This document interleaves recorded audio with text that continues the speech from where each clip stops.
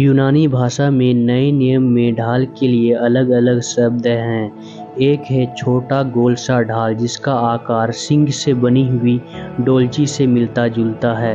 दूसरा है लंबे आयताकार की ढाल और इसका उच्चारण दरवाजे से लिया गया है क्योंकि इसका आकार दरवाजे के समान होता है।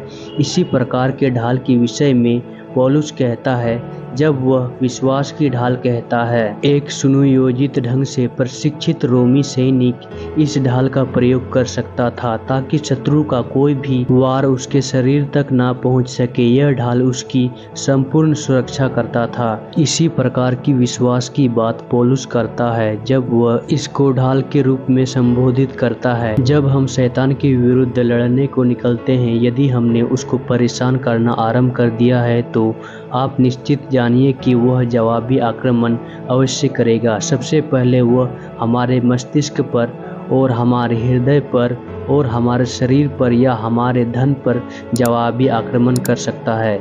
इसलिए हमें एक ढाल की आवश्यकता है जो हमारी रक्षा कर सके।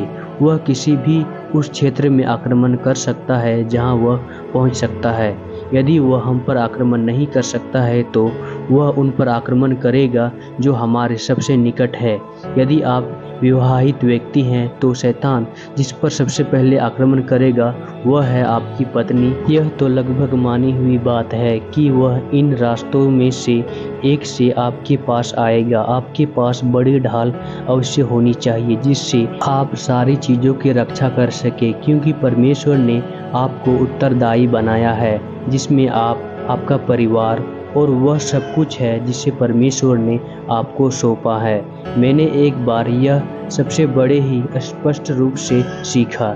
मैं एक बहन के साथ वचन द्वारा बातचीत कर रहा था जो आत्महत्या करने वाली दुष्ट आत्मा से पीड़ित थी। निश्चित समय पर उसने बड़े ही नाटकीय ढंग से छुटकारा पाया और वह जान ही गई कि अब वह स्वतंत्र हो गई थी। हम दोनों ने परमेश्वर को धन्यवाद दिया।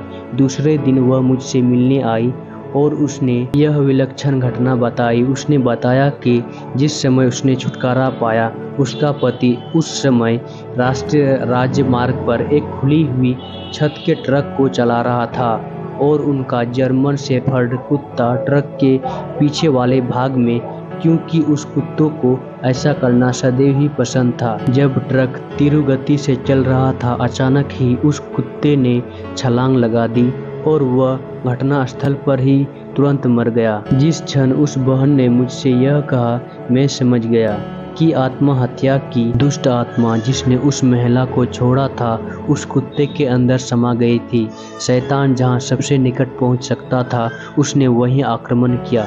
मैंने एक सबक सीखा और मैं अब विश्वस्त था कि पुनः मुझे ये सबक सीखने की आवश्यकता नहीं होगी। जब कभी भी मैं लोगों के लिए छुटकारे की सेवकाई करता हूँ तो कुछ भी उनसे संबंधित होता है, मैं उन पर यीशु के लहू की सुरक्षा को विश्वास के द्वारा लगाता हूँ। फिर दोबारा वैसी कोई घटना मेरे साथ कभी नहीं हुई। इस घटना से मैंने विश्वास की ढाल की महत्वता को सीखा, जो एक जैसे दरवाजे, एक बड़े ढाल की जो हर किसी वस्तु की सुरक्षा करती है जिसे परमेश्वर ने हमें सौंपा है। विश्वास को सुरक्षा कवच की सूची में 2 बार उल्लेखित किया गया है, विश्वास और प्रेम की झिलम और विश्वास की ढाल। विश्वास के हर प्रयोग को थोड़ा अंतर करके समझना होगा। झिलम हमारी स्वयं की व्यक्तिगत धार्मिकता के लिए विश्वास है, परंतु ढाल हमारी रक्षा और प्रबंधन है उनके लिए जिन्हें परमेश्वर ने हमें सौंपा है। इसमें सब कुछ सम्मिलित है। इफिसियों अध्याय 6 पद 16 में परमेश्वर का वचन कहता है कि विश्वास की ढाल लेकर स्थिर रहो जिससे तुम उस दुष्ट के सब जलते हुए तीरों को बुझा सको।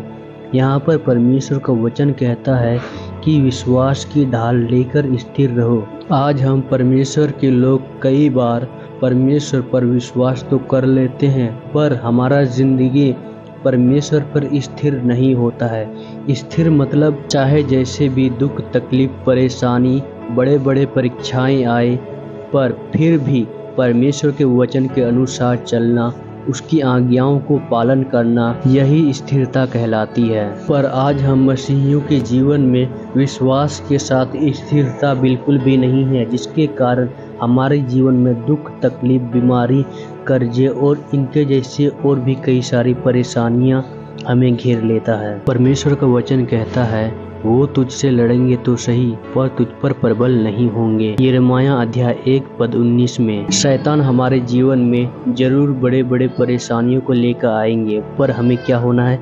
विश्वास की ढाल को लेकर स्थिर रहना है। जब हम विश्वास की ढाल को लेकर स्थिर रहेंगे, तब हम उस दुष्ट के सब जलते हुए तीरों को बुझा सकेंगे। मैं आशा करता हूँ कि विश्वास की ढाल के बारे में आप भली भांति समझ गए होंगे। तो आज के लिए इतना ही। अगले वीडियो में हम फिर से मिलेंगे एक नए विषय के साथ। तब तक के लिए जय मसीह।